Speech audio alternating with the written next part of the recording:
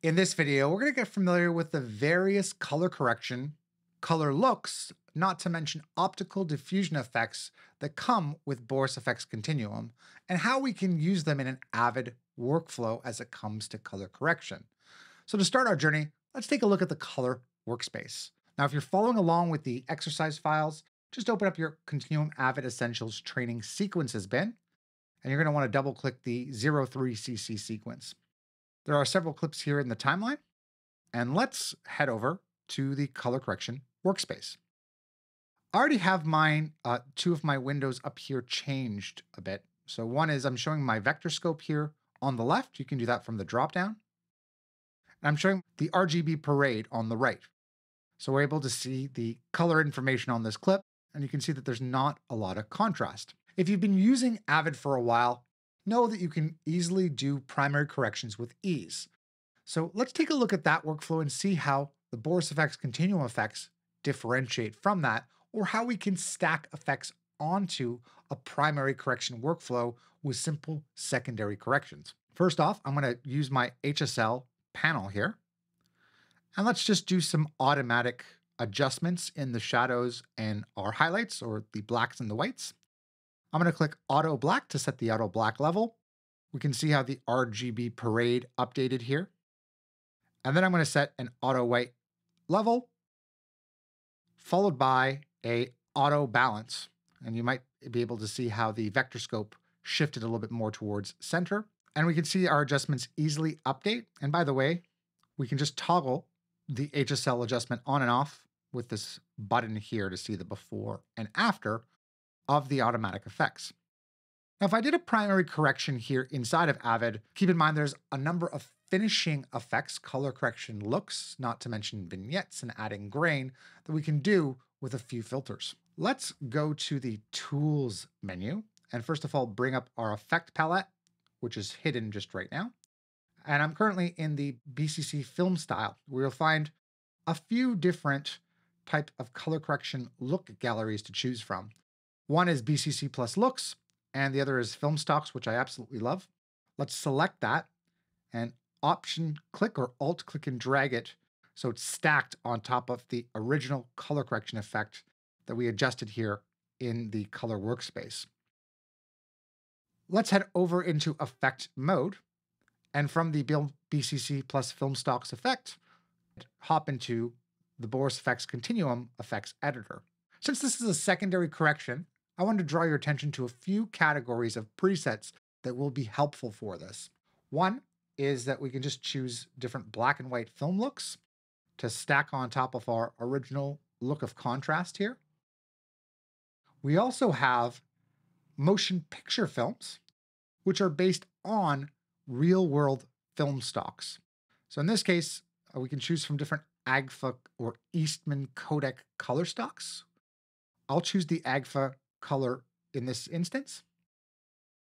And one other area to look at is movie looks. So these are based on various feature films that you may have seen, such as The Wizard of Oz, if you were trying to mimic that look.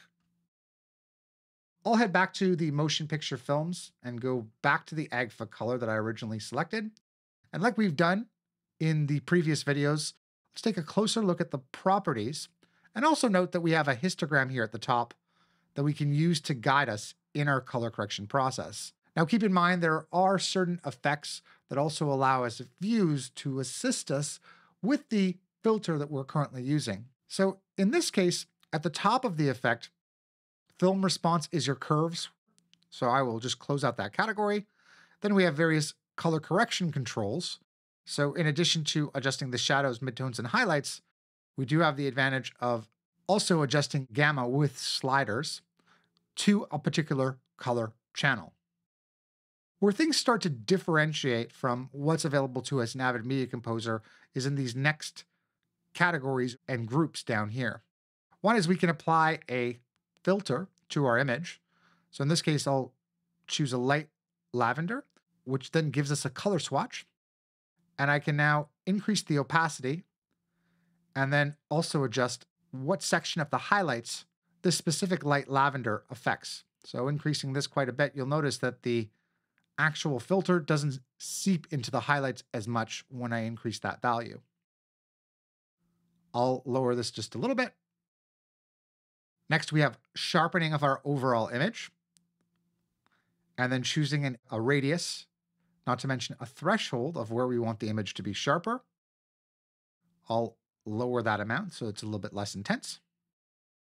And then we start getting into the diffusion and vignette. What's interesting about these two categories is we can go to the top of the effect, change the view mode to support us in making adjustments to these areas. So you'll notice that diffusion has an amount and a blur value.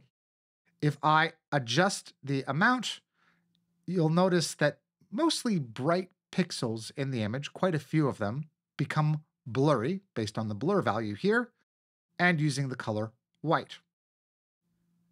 If I wanted to own in on just the very bright pixels in this image, what I could do is go to the top view here, change that from output to diffusion matte. Now some additional controls will become available for me. And let me change the blend mode to add in this case, where I can adjust the range, meaning which bright areas do I want to be diffused. And if I lower the range quite a bit, you'll notice it's just in the brightest parts of her skin tones and a bit of the highlights there on the outside. I can now blur this a bit further and increase the amount. So let's see the effect it has on the actual output. I'll adjust the amount one more time so we could see that it's really just picking up on these bright areas here in her skin tones, but I'm able to limit the area that we are affecting with the diffuse values based on the fact that I changed the blend mode. I'll actually increase the range in this case and then lower the amount so it's much more subtle on the overall shot. The next thing that we can play with in terms of view happens to be vignette, which are the controls just underneath diffusion. So you could see the vignette that we end up with. You could play with the shape of the vignette and then the size of it and see the adjustment that we're making to just the vignette rather than our full image. Once again, once we're finished making those tweaks, we can go back to output. And one important thing to see the effect of the vignette is to increase its opacity. One great thing is that we can use this as a tool to make sure that we focus more on our subject inside the image.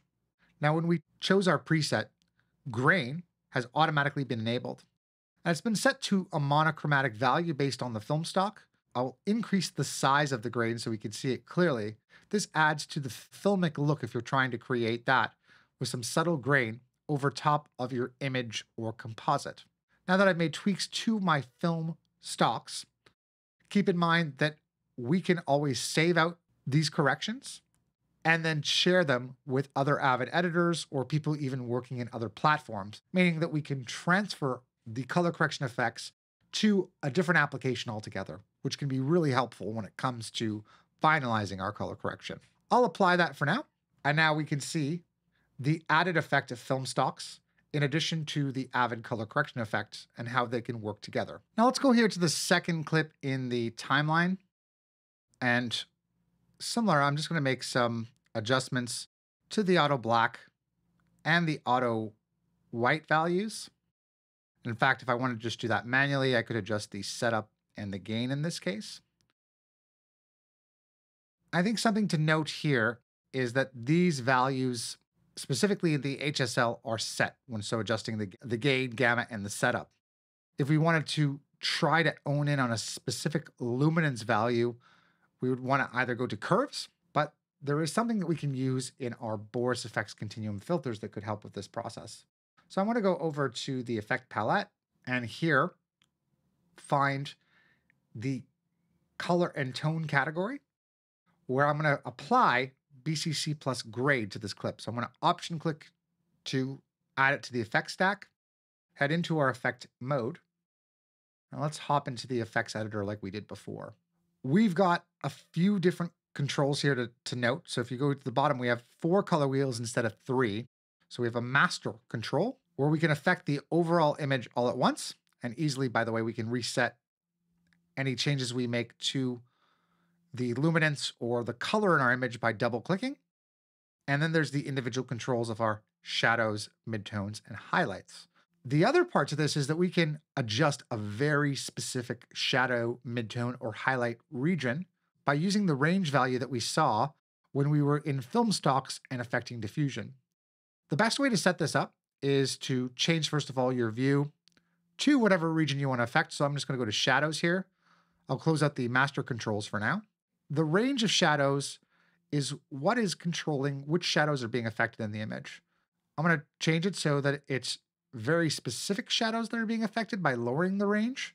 And by the way, you could also play with the position, which could help what is currently being selected. I'll just undo that. And then once made that change, let's go to output. I'm just going to start to adjust the shadows and see how those shadows now relate the range that I've picked. And in fact, if I start to move around the range even further, now notice that more shadows are becoming affected. So you could repeat that with the range of the midtones. And of course, we don't want to make the range too high or that's going to breach in on our midtones. But this could be really helpful if we're wanting to just target our upper midtones versus our lower ones when it comes to making adjustments and targeting specific luma values. So the highlights is a value of 100. The midtones by default was a value of 50, but if we increase this, now we're just targeting those upper midtones, and any luminance changes that we make, it would just affect that region. So as you can see, we've got 4 color wheels with BCC plus Grade, not to mention our ability to target specific shadows, midtones, and highlights by adjusting the range value. And then all of the presets as well that we can use in that workflow. In this case, I'll set this to a 2001 Space Odyssey look. Then I'll apply this effect just to head back into Avid. And I do want to note that inside the host, there's always a mix with original value, which wasn't available in the effects editor, that we can adjust to dial back on the overall strength of the look.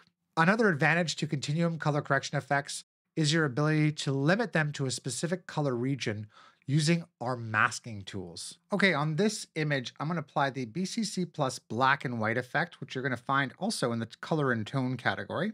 And there are a few things we can choose from in the effects editor. One thing we can do is change the filter type to red or green, and depending on the color information, it might make that particular black and white effect much more contrasty. And one thing I love about the Continuum effects with color correction is your ability to limit it to specific colors. And while we're going to cover this in more detail later, I'm going to head to the Mocha Mask and Track section. In there is a handy tool called Pixel Chooser.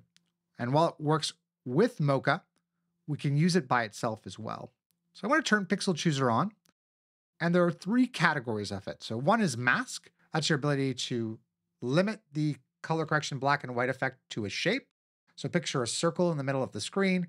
It would only be black and white within the circle.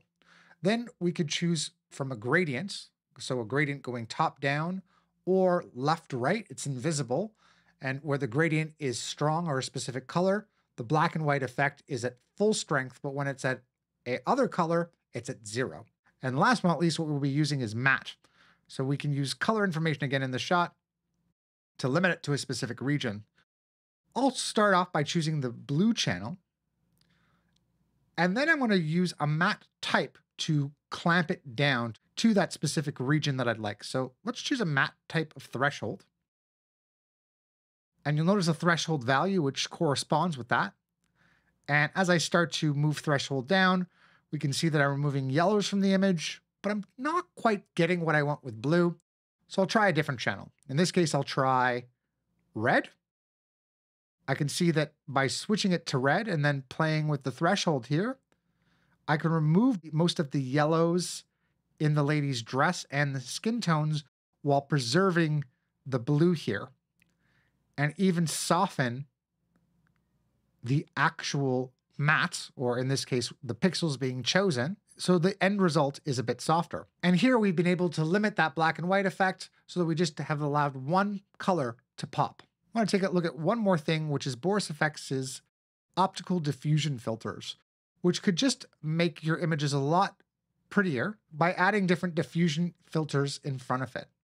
For this, there's a specific category that you want to go to, BCC Optical Diffusion, and some types of diffusion which can be super helpful. So the BCC Diffusion effect will actually add textures over your image.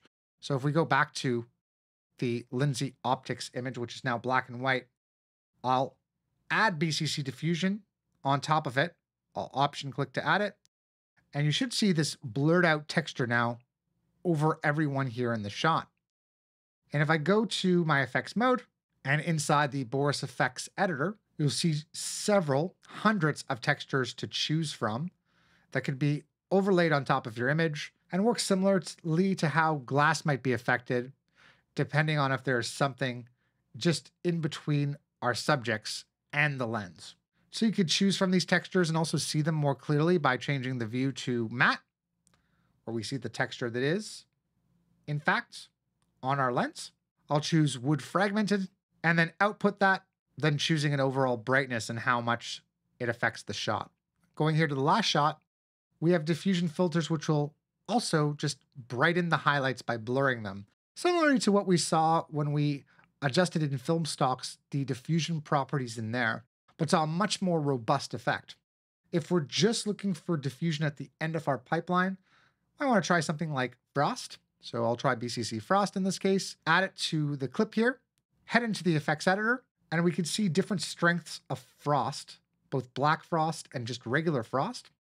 The numbers refer to how intense the frost is on the glass.